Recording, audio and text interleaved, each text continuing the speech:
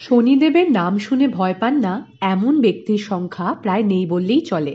শনির দশা, অন্তর্দশা, সাড়ে সাতি এই সমস্ত কিছু চললেই ব্যক্তির জীবনে একাধিক সমস্যা দেখা যায়।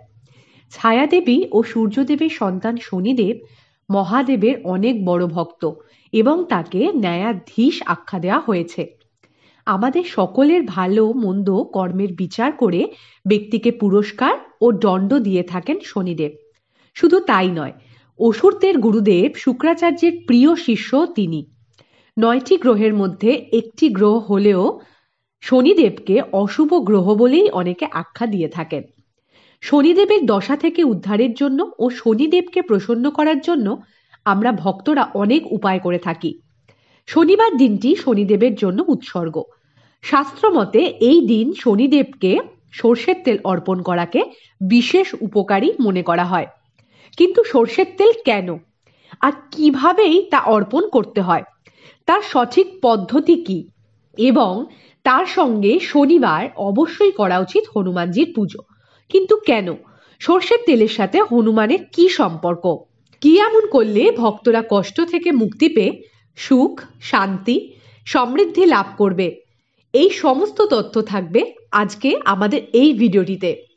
তাহলে চলুন প্রত্যেকবারের মতো শিব বাবার চরণে প্রণাম জানিয়ে আজকের আলোচনা আমরা শুরু করব।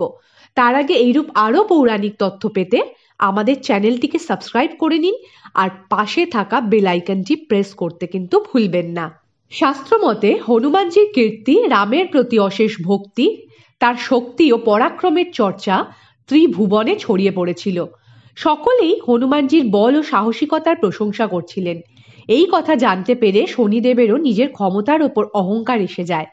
হনুমানজির ক্ষমতার পরীক্ষা নেওয়ার জন্য শনিদেব তার সাথে দেখা করতে গেলে দেখেন হনুমানজি এক মনে রামচন্দ্রের ধ্যানে মগ্ন আছেন। অতঃপর হনুমানজি শনিদেবের আসার কারণ জানতে চাইলে শনিদেব হনুমানজির ক্ষমতার পরীক্ষা নেওয়ার জন্য তার সাথে যুদ্ধ করতে চান এবং বলেন তিনি হনুমানের শরীরে প্রবেশ করে ২.৫ বছর পায়ে, ২.৫ বছর মাথায় এবং ২.৫ বছর মুখে, এই করে ৭.৫ বছর তার শরীরে বাস করতে চান। হনুমানজি উত্তরে বলেন তার সারা শরীরে শ্রীরাম বসবাস করছেন, অন্য কারো স্থান সেখানে নেই। কিন্তু তারপরও শনিদেব তার কথার অবজ্ঞা করেন ও হনুমানজির মাথায় গিয়ে বসেন। হনুমানজি তৎক্ষণাৎ বড় বড় পাথরের গুঁড়ি মাথার ওপর রাখতে শুরু করেন।